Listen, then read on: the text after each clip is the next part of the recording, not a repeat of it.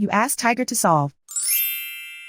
This deals with linear equations with one unknown. The final result is b equals -9/8. Let's solve it step by step. Group all constants on the right side of the equation. Add 1/8 to both sides. Combine the fractions. Combine the numerators. Reduce the zero numerator. Simplify the arithmetic. Find the lowest common denominator. Multiply the denominators. Multiply the numerators. Combine the fractions.